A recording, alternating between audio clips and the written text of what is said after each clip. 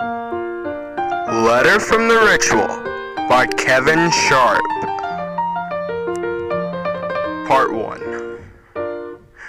Dear Emma, it is 5:13 in the morning, and this is all your fault. I'm at the top of Orpheus Street right now, waiting for a bus in the freezing cold. All the stars look bleached out in the dead black sky. This is the worst idea I've ever had. I did see a possum this morning, though. That was awesome, and mildly terrifying. Have you ever seen one of those? Be thankful if you haven't. They have these tails, these long, weird tails. Not enough attention has been focused on possums as nightmare fuel potentially. Believe me, that potential exists. Sorry, I have a tangent problem. You know that. So anyway, this is your fault. You're the one who kept telling me to read more creepypasta. Grow a pair, Stuart, you'd say. It's just a scary story on the internet, that's all. Read it. It's not going to kill you. Well, today is the day I found out. Last night, I was alone and bored, trying to scare myself. My dad's out of town at some convention in Las Vegas. I know I didn't tell you. I'm sorry, I couldn't. I know you am. I know you try to make me have a party. And that's the last thing I wanted. You know me. I hate everybody. Sounds like me. I keep having horrible thoughts of my father engaging in embarrassingly sordid, pedestrian Las Vegas behavior with all those other middle-aged conventionaires. I see them as a drunk, bald, self-perpetuating conga line, feral disasters away from their homes, and flailing at girls half their age. I thought after my mom died, I would have a better relationship with my dad. But all he does now is work. It's like he's terrified to have a conversation with me. I understand. I'm his devastatingly witty, charming, and well-dressed son. I'd be intimidated of me too. But how charming can I be, you ask? If I stay in on Friday nights reading creepypasta alone, still charming, girl. Still quite appealing. These infuriating tangents will be the death of me. Anyway, I read a ritual pasta last night called Café des Poètes. Have you read it? It takes forever to get creepy, and winds up being more sad than anything else, but I liked it anyway. After I finished reading it, alone in my bed, my room lit up by my laptop, I thought, well, why not? What would happen if I follow the pasta's direction? Has anybody ever done that? What do I have to lose, Em?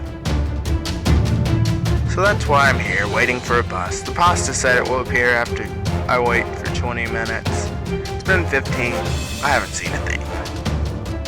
This letter I'm writing you, by the way, is part of the pasta. I'm supposed to stop and write a letter 4 times during this to my one true love. Hope you're okay with being my true love. I don't think Tad Zio is even aware of me. Also, he's very straight. So tragically pretty and so mutanely straight. Slings and arrows we live through in this life, girl. I don't see a bus anywhere. This isn't even a bus sign. I'm beginning to think this pasta, spoiler, might not be true. There's supposed to be a dude waiting with me on the corner too. I'm not supposed to talk to him or look at him. Since he's not here, that currently isn't an issue, which is good. This corner is actually pretty creepy. The street lights are broken, kinda flickering. There's this fog everywhere and it is frigid. Much colder than I thought it would be. I'm not wearing the right kind of clothes for this. Oh fuck. Oh, holy fuck. Someone is walking up the corner. Holy fuck, they're standing right next to me. Fuck. Oh, I wasn't prepared for this. Not at all. They aren't saying anything. My hands are shaking. It's hard to worry. I can see my breath, but I can't see the hairs. I can't see any breath. There are lights coming up from the dead-end street. It's a bus. Jesus fucking Christ, it's a bus. It's got black windows. I'm going in, Jesus fucking Christ. Part 2. I'm still alive. I'm in a diner, I guess. It's a weird diner. Like, really weird. I'm losing it in. This place. Let me describe that bus first. The bus. Jesus, the bus. The pasta said I wasn't supposed to talk to anybody on the bus. Not hard. The bus was a horror movie. Light would go on and off on the aisle. When the lights were on, you could see the other passengers. I liked it better when you couldn't. There were probably 15 other people on the bus. That thing waiting with me at the bus stop didn't get on. I had to walk past it to get on the bus door.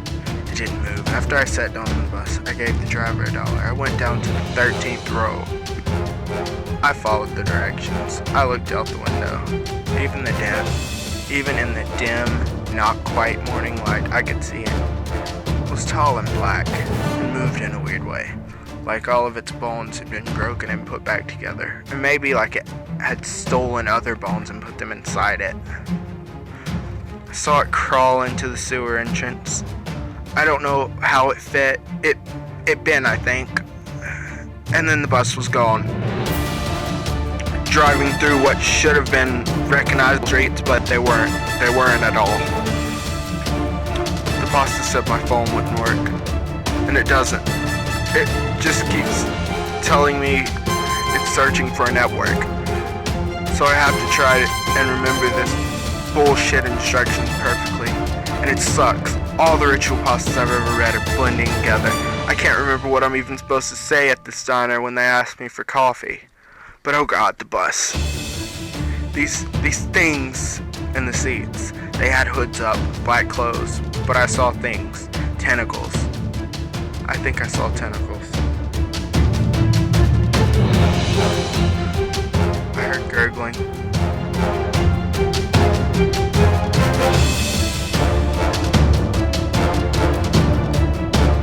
One was dripping, for God's sake. And the smell. The bus driver stopped twice. The third stop, I remember I had to get off. I didn't want to get off. I didn't want to walk by those things. I finally stood up. They all looked. I did. That was in the instructions. Don't look the passengers in the face. I tried to forget the instructions added, if they have one. The aisle to the front of the bus felt like miles, maybe longer. What's a league? Is that strictly an underwater measurement? Whatever. It took longer than forever. Then one of them said my name quietly, very quietly. Said my name and my birthday. It said the name of my old dog. Its voice sounded like a toy someone had left out in the rain. They all began to repeat a litany of me. All my secrets, all my stories, all my life's moments, in a horrendously low clatter. And I just kept going until I got to the door. I jumped out and the bus creaked away. The sky had gotten darker instead of lighter. I was on a street corner surrounded by office building and closed storefronts. The diner I was looking for was across the street. Could hear traffic, but I couldn't see any. The diner sign buzzed, a dizzy neon. I crossed the street and went in. Now I'm here, waiting for a waitress. That's the next part. There's a couple of other people in here. They're just staring at their cups of coffee. I'm not looking at anyone. The air is blue from cigarettes, but nobody in here is smoking. Explain that. Please, explain anything.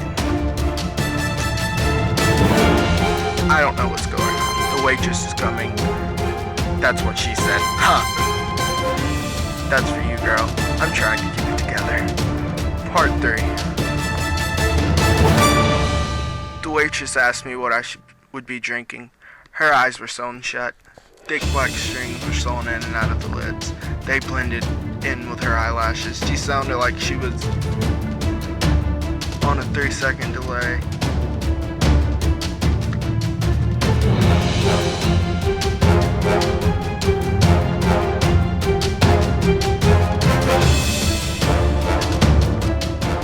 I could see her teeth when she talked. I could see all the stitches in her mouth too. told her I wanted my coffee black, just black. She asked me if I was sure. I saw her pupils flare back and forth. I repeated that I wanted it just black. She walked away. Her legs had awful scars up and down them, the way people used to draw on nylon lines. The coffee came. I didn't drink it. Pretty sure that's what I was supposed to do. It's hard to remember. An old man was sitting on the counter. You could tell he was watching me. I was remembering what you told me, the therapist said, about how if you control your breathing, you can control your anxiety. Your therapist seems cool, man. I lived through this. I'm gonna need his number. The old man stood up and walked over to me. His beard was yellow from nicotine. He put his hands on the table, and his thick, discolored nails tapped against the surface. He asked me what I wanted. I told him what I was supposed to say. I wanted to know the words that would wake the dead. He told me the address of a mailbox. I was to drop this letter in the mailbox. If I had followed the directions, I would then wake up in my bed. This whole thing would feel like a dream, but a week later, a letter would arrive in the mail. I would open the letter and read it in front of the picture of the one I wanted to return from the dead. And then they would. But if I hadn't followed the instructions correctly, my one true love would get this letter. I'm writing in the mail the next day, and as for what happened to me, his teeth fell out of his mouth, yellow and brown stain, clattering against the battered black and white tile. You'll find out soon. I'm riding this in the black seat of the cab. There's no meter. I gave the address in the mailbox. The city lights are bouncing against the windows. I'm trying not to look at the driver's eyes in the mirror. I'm getting ready for the end. Part 4.